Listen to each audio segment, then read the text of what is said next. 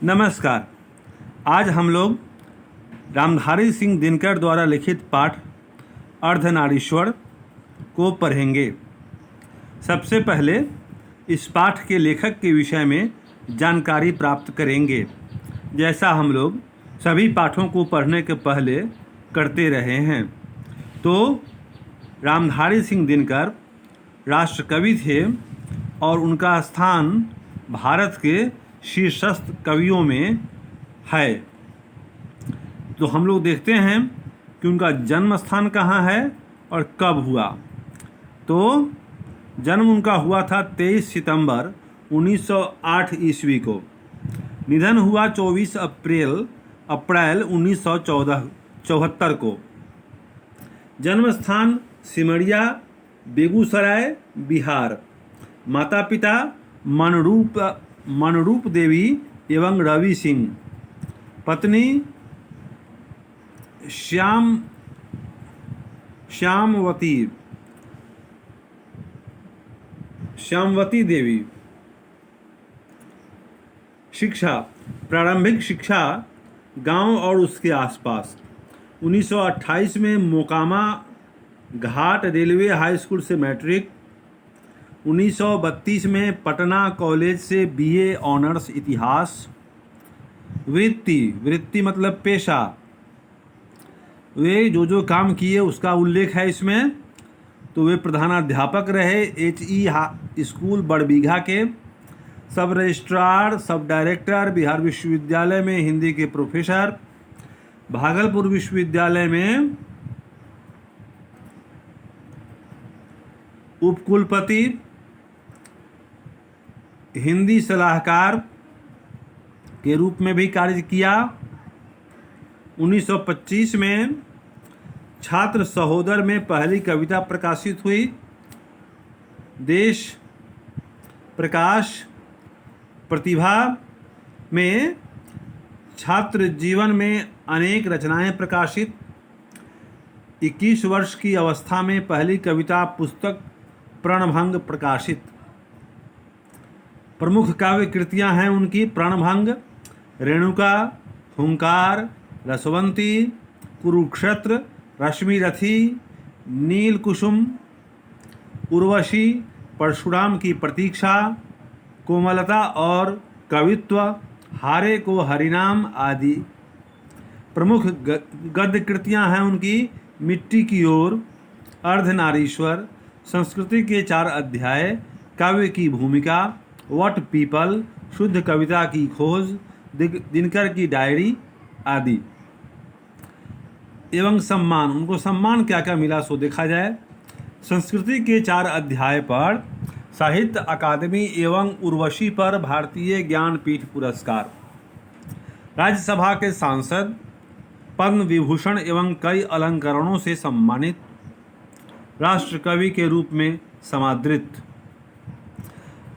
अब राष्ट्रकवि रामधारी सिंह दिनकर जितने बड़े कवि थे उतने ही समर्थ गद्यकार भी। उनके गद्य में भी उनकी कविता के गुण, ओज, पौरुष, प्रभावपूर्ण वाग्मिता और रूपक धर्मिता आदि उसी सहजता और प्रवाह के साथ मुखरित होते हैं। उनकी कविता और गद्य दोनों में उनके व्यक्तित्व की एक जैसी गहरी छाप है। उनकी भाषा कुछ भी छिपाती नहीं, सब कुछ उजागर कर देती है। अब यह पाठकों श्रोताओं की ग्रहणशीलता पर निर्भर है कि वह कितनी जागरूक और चौकन्ना है। उनकी पराक्रमी वाणी में सन्नाटे और मौन के सक्रिय निषेध का बल भी है, गोया वह उठ खड़ी हुई प्राणी हो।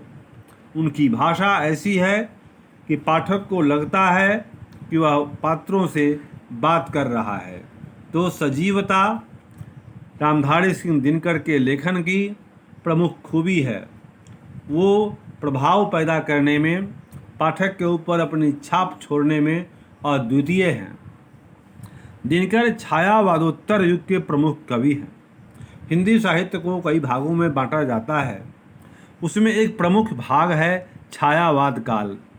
तो छायावादी काल के बाद का जो समय है, छायावाद के उत्तर, उसके बाद वाले समय में युग के प्रमुख कवि माने जाते हैं दिनकर। वे भारतेंदु युग के प्रवाहमान राष्ट्रीय भावधारा के एक महत्वपूर्ण आधुनिक कवि हैं। राष्ट्रीय विचारधारा उनकी लेखनी से फूटती है। कविता लिखने की शुरुआत उन्होंने 30 के दशक में ही कर दी थी, किंतु अपनी संवेदना और भावबोध से वे चौथे दशक के प्रमुख कवि के रूप में ही पहचाने गए। उन्होंने प्रबंध, मुक्तक, गीत, प्रगीत, काव्य नाटक इत्यादि अनेक काव्य शैलियों में सफलतापूर्वक उत्कृष्ट रचनाएं प्रस्तुत की हैं। प्रबंध काव्य के क्षेत्र में छायावाद के बाद के कवियों में उनकी उपलब्धियां सबसे अधिक और उत्कृष्ट हैं। छायावाद के बाद के कवियों में उनकी उपलब्धियां, दिनकर की उपलब्धियां सबसे अधिक, सभी लेखकों से अधिक और उच्च स्तर की हैं। भारतीय और पाश्चात्य साहित्य का उनका अध्ययन, अनुशीलन विस्तृत एवं गंभीर है। उन्होंने भारतीय एवं पाश्चात्य साहित्य का जो अध्ययन किया, उनको जो फॉलो किया, अनुशीलन, वह विस्तृत है, व्यापक है और बहुत गंभीर है। उसकी छाप उनके काव्य और गद्य दोनों पर है। स्वभावतः गद्य पर अधिक स्पष्ट और मुखर, गद्य पर उनकी जो सोच है वो ज़्यादा मुखरित होती है। जातीय महाकाव्य महाभारत और व्यास की कवित्व प्रतिभा का दिनकर पर वैभववर्धक प्रभाव है। महाभारत के रचयिता व्यास का भी उनके ऊपर स्पष्ट प्रभाव दिखाई पड़ता है। दिनकर में इतिहास और सांस्कृतिक परंपरा की गहरी चेतना है और समाज, राजनीति, दर्शन का वैश्विक परिप्रेक्ष्य बोध है, जो उनके साहित्य में अनेक स्तरों पर व्यक्त होता है। गद्य के क्षेत्र में दिनकर ने अनेक उल्लेखनीय कृतियां दी हैं, जो अनेक अर्थों में उनके युग की उपलब्धि भी मानी जा सकती है। उनकी उपलब्धि है, दिनकर ने जो कृतियां दी उनके युग के लिए वो माइलस्टोन है, उपलब्धि के रूप में मानी जाती हैं, मील का पत्थर है। काव्य चिंतन, उन्होंने क्या क्या किए? काव्य चिंतन किए। संस्कृति चिंतन, जो भारतीय संस्कृति है, इस पर भी उन्होंने गहन विचार किया। भाषा चिंतन, भाषा के क्षेत्र में भी उनकी गहरी सोच थी। समाज चिंतन, वे ऐसे लेखक थे जो समाजोपयोगी लिखते थे, आदि को लेकर उनके गद्य लेखन की अनेक कोटियां बनती हैं। उनके गद्य में विषय वस्तु, शैली, विधा और गद्य रूप की दृष्टि से पर्याप्त वैविध्य है। वैविध्य है मतलब विविधतापूर्ण उनकी लेखनी है। उनके लेख, उनकी कृतियां भिन्न भिन्न मुद्दों पर हैं। सामान्यतः उनका साहित्य, विशेषकर गद्य साहित्य, संबोधित साहित्य है। गद्य साहित्य वो किसी को संबोधित करके लिखते हैं। लेखक जानता है कि वह किनके लिए लिख रहा है। उसकी रचनाएं उस तक मनचाहे रूप में संप्रेषित हो जाती हैं। वह पाठकों के पास अपनी बात पहुंचाने में सफल रहते हैं। यह सक्षमता लेखक की ताकत होती है और ये ताकत दिनकर के रग रग में कूट कूट कर भरी हुई है। स्वभावतः दिनकर के साहित्य में एक प्रत्यक्षता और गड़माहट है। दिनकर के साहित्य में कोई सुस्ती नहीं है, ठंडापन नहीं है, बल्कि एक गर्माहट है। वो पढ़ते ही व्यक्ति के अंदर स्फूर्ति का एहसास होता है। यहाँ उनका प्रसिद्ध निबंध अर्धनारीश्वर प्रस्तुत है। यह अर्धनारीश्वर एक दार्शनिक प्रकृति का निबंध है। अर्धनारीश्वर भारत का एक मिथकीय प्रतीक है। हमारे भारत के मैथोलॉजी में, हमारे भारत के ये धार्मिक किताबों में, आध्यात्मिक संसार में एक अर्धनारीश्वर की कल्पना है, जिसमें दिनकर अपना मनचीता आदर्श निरूपित होते देखते हैं। भगवान शंकर को बोला जाता है कि वे एक समय अर्धनारीश्वर के रूप में अवतरित हुए थे। प्रकट हुए थे, जिसमें आधा शरीर उनका स्त्री का और आधा शरीर पुरुष का था। तो इसीलिए उनको अर्धनारीश्वर बोला गया। मतलब एक ही शरीर में आधा स्त्री और आधा पुरुष, ये भगवान शंकर के विषय में ये प्रतिमान है। तो दिनकर को लगता है कि यह जो प्रतिमान है, यह जो मामला है, उदाहरण है, यह एक आदर्श उदाहरण है, क्योंकि हर व्यक्ति के अंदर स्त्री और पुरुष दोनों का गुण होता है और होना भी चाहिए। अगर कोई किसी की निंदा करे तो उसकी सोच आधी मानी जाएगी, अधूरी मानी जाएगी। पूर्णता का मतलब है कि प्रकृति से हम बने हैं, तो प्रकृति में जो भी है हम वो सब कुछ हैं। मतलब आधा स्त्री और आधा पुरुष ही संसार का सर्वोत्तम स्वरूप है। ये दिनकर जी कहते हैं इस पाठ में। यह उनका प्रिय प्रतीक है। प्रतीक मतलब चिन्ह है, जो प्रायः उनके काव्य और गद्य साहित्य में प्रत्यक्ष और परोक्ष रूपों में व्यक्त होता और काम करता दिखलाई पड़ता है। जीवन भर यह दिनकर का उपास्य आदर्श बना रहा। उपास्य मतलब जिसकी उपासना करें। हम भगवान की उपासना करते हैं, मतलब भगवान को पूजते हैं, चाहते हैं कि हम उनके जैसा हो जाएं, उनका आशीर्वाद हमें मिले, मतलब हम उनको सपोर्ट करते हैं। तो ये दिनकर का उपास्य आदर्श है अर्धनारीश्वर। उनकी संवेदना, भावबोध और काव्य संस्कार पर इसका गहरा असर है। इस प्रतीक के सांस्कृतिक अभिप्राय क्या हैं, सांस्कृतिक मतलब इसका क्या है, यह इस पाठ में डिस्कस किया जाएगा। क्या यह आज के सामान्य पुरुष, सामान्य मनुष्य और सभ्यता के लिए भी कोई अर्थ और संदेश रखता है? दिनकर इस परिप्रेक्ष्य में इस निबंध में विचार करते हैं। दिनकर के जन्म शताब्दी वर्ष में इस प्रिय प्रतीक पर उनके द्वारा फुर्सत से सोचते हुए लिखे गए इस निबंध द्वारा हम लेखक के मौलिक अखंड स्वरूप की एक झलक पा सकते हैं, जो प्रायः ओट और धुधलके में रहता आया है। तो दिनकर के विषय में हमें इस पाठ को पढ़ने के बाद बहुत कुछ समझ में आएगा।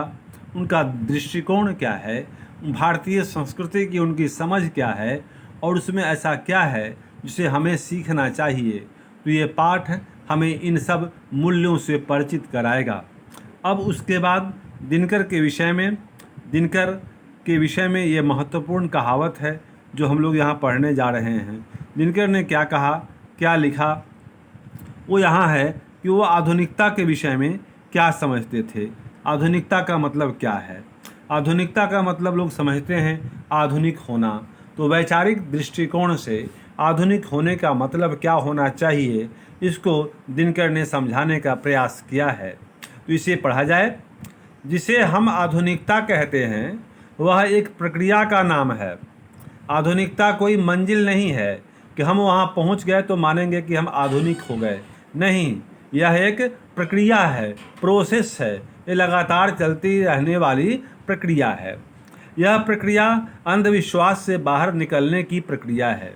तो आधुनिकता क्या है? हमेशा हर युग में अंधविश्वास होते हैं। उन अंधविश्वासों को छोड़कर उनसे आगे बढ़ने की प्रक्रिया का नाम आधुनिकता है, से बाहर निकलने की प्रक्रिया है। यह प्रक्रिया नैतिकता में उदारता बरतने की प्रक्रिया है।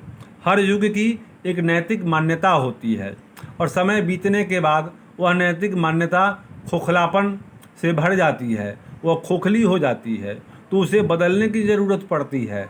हर युग में एक ही सोच हावी नहीं होती। हमारे पूर्वज जो कपड़े पहनते थे, आज हम वो कपड़े नहीं पहनते। हमारे पूर्वज जो सोचते थे, हम निश्चित रूप से उनसे अलग सोचते हैं। उनके खाने का जो तरीका था, वो जो खाते थे, उन सब में हमने कुछ अंतर डेवलप किया है, विकसित किया है। तो ये दिनकर का कहना है कि आधुनिक होने का मतलब एक बदलाव को स्वीकार करना है, जो नैतिकता के क्षेत्र में होगा, जो अंधविश्वास से बाहर लगातार निकलते रहने की कोशिश में होगा।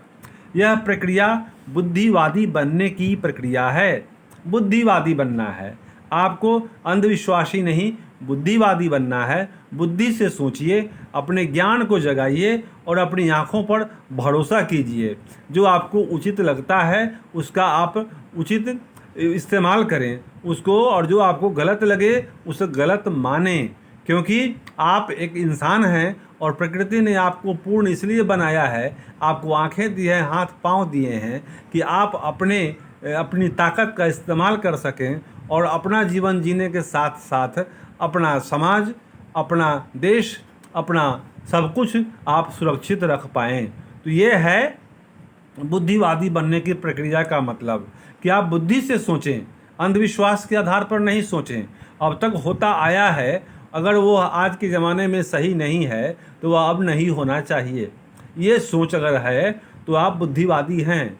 आपको विकास की प्रक्रिया को स्वीकार करना पड़ेगा, जड़ विचारों से आगे आना पड़ेगा। तो यह प्रक्रिया धर्म के सही रूप पर पहुंचने की प्रक्रिया है। इसका मतलब यह नहीं है कि हम अधार्मिक हैं या धर्म की बातों पर हमारा भरोसा नहीं। धर्म के सही रूप पर पहुंचने की प्रक्रिया है। धर्म वह जो धारण करें, जो संभव हो। जो असंभव है, समय के अनुसार से कुछ पुरानी बातें असंभव हो जाती हैं, जो पुरानी हो जाती हैं, तो उन्हें छोड़ना ही धार्मिक कृत्य माना जाएगा।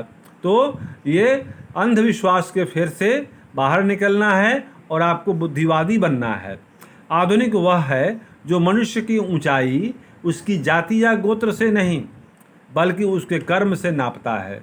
मनुष्य मनुष्य में समता होनी चाहिए। सभी मनुष्य, सभी जीव प्रकृति की संतान हैं। प्रकृति ने सबको बनाया है, चाहे वह छोटा हो बड़ा हो, गोरा हो काला हो, अमीर हो गरीब हो। यह हम में तुम में खड़ग खम्भ में सब में व्यापे राम। सब में प्रभु के दर्शन करना, सब में एकता भाव का दर्शन करना, ये दिनकर का साहित्य है, ये दिनकर का दर्शन है। तो जो मनुष्य की ऊंचाई उसकी जाति या गोत्र से नहीं बल्कि उसके कर्म से नापता है। आधुनिक वह है जो मनुष्य मनुष्य को समान समझता है। ये समान समझना सही माने में ये बहुत बड़ी बात है। कहने के लिए आसान है कि मनुष्य मनुष्य समान है, लेकिन क्या अपने जीवन में ऐसा होता है? ऐसा आप आसानी से कर पाते हो? तो आपकी ये जो 12वीं क्लास है, इसके बाद आप ग्रेजुएशन में जाएंगे और ग्रेजुएशन पास करने के बाद आपको परिपक्व व्यक्ति माना जाएगा। तो आपके लिए विचारों की यह खेप है जो आपके पास पहुंचाई जा रही है। ऐसे विचारों से आप अपने मस्तिष्क को विकसित करें, इन मुद्दों को स्वीकार करें और सही माने में आधुनिक होने का मतलब क्या है, यह एक दृष्टिकोण को प्राप्त करना है जिसमें ऊंच नीच का भेद नहीं होगा, जिसमें जाति पाति का भेद नहीं होगा, सब मनुष्य बराबर होंगे और ये बराबरी की सोच विकसित करने का काम आपका है। ये पढ़ाई इसीलिए हो रही है। तो ये दिनकर का पाठ अब हम स्टार्ट करेंगे, यहाँ से शुरू करेंगे अर्धनारीश्वर। देखते हैं कि कहाँ तक हो पाता है इस वीडियो में। बहुत बड़ा होगा तो छोड़ देंगे, इसके बाद का पार्ट बनाएंगे, लेकिन अभी स्टार्ट करते हैं, कंटिन्यू रखते हैं इसको।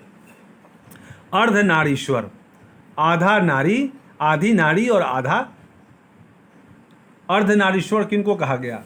भगवान शंकर को। वो आधी स्त्री हैं और आधा पुरुष हैं।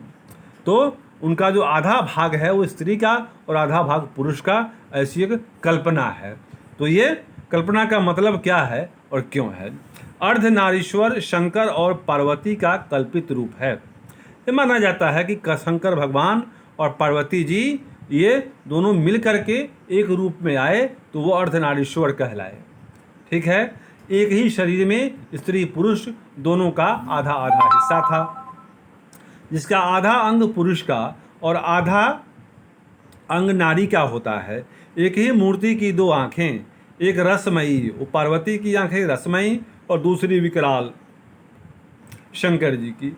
एक ही मूर्ति की दो भुजाएं, एक त्रिशूल उठाए और दूसरी की पहुँची पर चूड़ियाँ और उंगलियाँ अलग तक से लाल, वो रंगा हुआ लाल, स्त्रियों की अंगुलियाँ रंगी रहती हैं।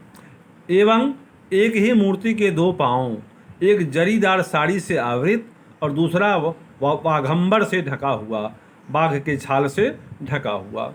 अब अर्धनारीश्वर देखने में लगता कैसा है? तो एक हाथ में डमरू, एक में वीणा परम उदार, एक नयन में गरल, एक में संजीवन की धार, जटा जूट में लहर पुण्य की, शीतलता सुखकारी, बालचंद्र दीपित त्रिपुंड पर बलिहारी बलिहारी।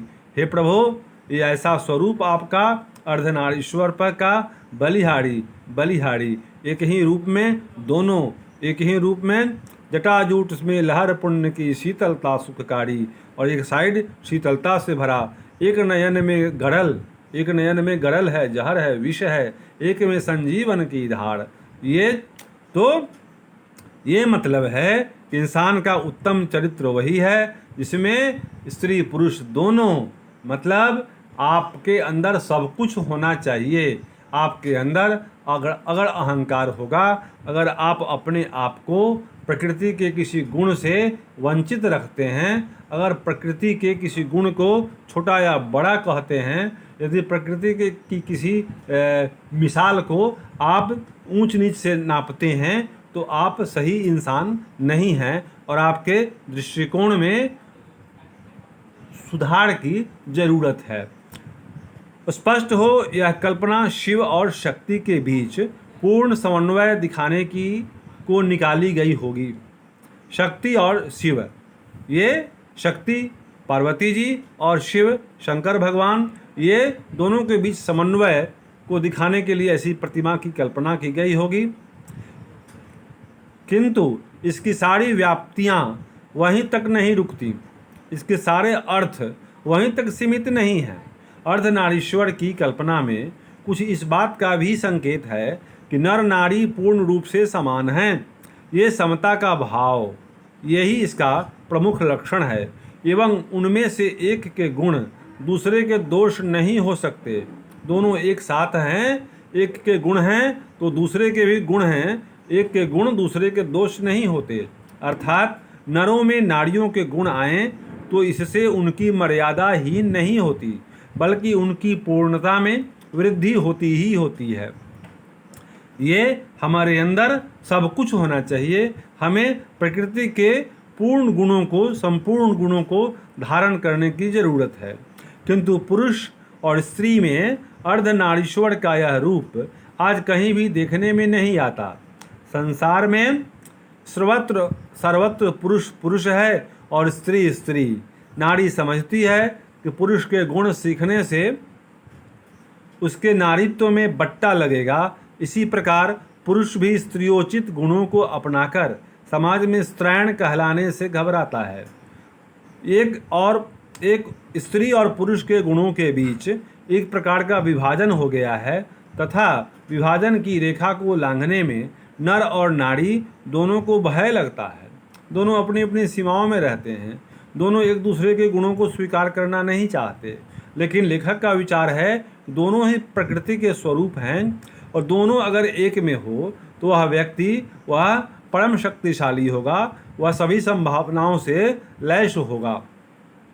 किंतु ऐसा लगता है कि गुणों का बंटवारा करते समय पुरुष ने नारी से उसकी राय नहीं पूछी। अपने मन से उसने जहाँ चाहा नारी को बिठा दिया। स्वयं तो वह वृक्ष बन बैठा और नारी को उसने लता बना दिया, वृक्ष पे से लिपटी हुई लता की तरह। स्वयं तो वह वृंत बन गया और नारी को उसने कली बना लिया, कली, और उस पर भंवड़ा मंडराता है। तब से धूप पुरुष और चांदनी नारी रही है, ग्रीष्म नर और वर्षा मादा रही है, विचार पति और भावना पत्नी रही है। जहाँ भी कर्म का कोई क्षेत्र है, अधिकार की कोई भूमि है और सत्ता का कोई सीधा वत्स है, उस पर कब्जा नारी का नहीं नर का माना जाता है। नर है विधाता का मुख्य तंतु वाय, जो वस्त्र बुनकर तैयार करता है। नारी का काम उस वस्त्र पर छींटे डालना है, उसे रंगीन बनाना है। नर है कुदाल चलाने वाला बलशाली किसान, जो मिट्टी तोड़कर अन्न उपजाता है। नारी का काम दोनों को अछोड़ना पछोड़ना है। पुरुष की सेवा करना ही नारी का कर्तव्य है, ऐसा दिखाया गया है। नर है नदियों का वेगमय प्रवाह। नर क्या है? पुरुष। नदियों का वेगमय प्रवाह, ताकत का परिचय। नारी उसमें लहर बनकर उठती गिरती है। उसके अंदर जो लहरें उठती हैं वो क्या हैं? तो वो है नारी का स्वरूप। सिंहासन तक वस्तुतः राजा के लिए होता है, रानी उसके वामांग की शोभा मात्र है। सत्य है राजा की ग्रीवा और विशाल वक्षोदेश, रानी उन पर मंदार हार बनकर झूलने के लिए है। ये रानी को पुरुष का सौंदर्य बताया गया, रानी को पुरुष पर आसक्त बताया गया। रानी पुरुष से अलग नहीं है, नारी पुरुष से अलग नहीं है। राजा काया और रानी छाया के प्रतीक हैं। सत्य का साकार रूप तो राजा ही होता है। रानी है कल्पना की रंगीन जाली और सपनों की मीठी मुस्कान, जो जीवन में उतरी तो वाह वाह, नहीं उतरी तो वाह वाह। कहावत चल पड़ी है। पुरुष एने छे दिवसेर ज्वाला, तप्त रौद्र दाह, कामिनी एने छे यामिनी शांति समीरन वारी वाह। दिवस की ज्वाला, दिन की जो ताप है, तपन है, दिवस की ज्वाला और तप्त धूप, ये पुरुष की लाई हुई चीज़ें हैं। कामिनी तो नारी, कामिनी तो अपने साथ यामिनी की शांति लाती है। परम शांति सुख प्रदान करने वाली वह नारी है और पुरुष ज्वाला है। किंतु कवि की यह कल्पना झूठी है। जिस कवि ने ऐसा लिखा, हमारे लेखक का विचार है कि यह कल्पना सत्य पर आधारित नहीं है। यदि आदि मानव और आदि मानवी आज मौजूद होते, शुरू आदि मानव मतलब प्रारंभिक मानव और प्रारंभिक मानवी, तो ऐसी कल्पना में सबसे अधिक आश्चर्य उन्हें ही होता और वे कदाचित कहते भी कि आपस में धूप और चांदनी का बंटवारा हमने नहीं किया था। हम तो साथ साथ जन्मे थे तथा धूप और चांदनी में, वर्षा और आतप में साथ ही घूमते भी थे, बल्कि आहार संचय को भी हम साथ ही निकलते थे। अगर कोई जानवर हम पर टूट पड़ता तो हम एक साथ उसका सामना भी करते थे। उन दिनों नर बलिष्ठ और नारी इतनी दुर्बल नहीं थी। न आहार के लिए ही एक को दूसरे पर अवलंबित रहना पड़ता था। नारी की पराधीनता तब आरंभ हुई जब मानव जाति ने कृषि का आविष्कार किया। अभी ऐतिहासिक परिप्रेक्ष्य से स्त्री पुरुष के बीच में अंतर कहाँ से आया, इस पर लेखक का ध्यान जाता है। कृषि का आविष्कार हुआ, इसके चलते नारी घर में और पुरुष बाहर रहने लगा। यहाँ से जिंदगी दो टुकड़ों में बंट गई। घर का जीवन सीमित और बाहर का जीवन निस्सीम होता गया एवं छोटी जिंदगी बड़ी जिंदगी के अधिकाधिक अधीन होती चली गई। नारी की पराधीनता का यह संक्षिप्त इतिहास है। तो मेरे दोस्तों, ये वीडियो बहुत लंबा होगा, इसलिए आज के पाठ को यहीं पर विराम देते हैं और इसके बाद वाले पाठ को इसके बाद के वीडियो में, जो बहुत शीघ्र ही आपके सामने आने वाला है, उसमें हम लोग करेंगे। उम्मीद करता हूँ कि आपको पसंद आया होगा। ना भी आए तब भी कमेंट करेंगे और आपका कमेंट मेरे लिए बहुत महत्वपूर्ण है। उम्मीद करता हूँ कि आप इसको शेयर करेंगे, लाइक करेंगे, सब्सक्राइब करेंगे। तब तक के लिए धन्यवाद।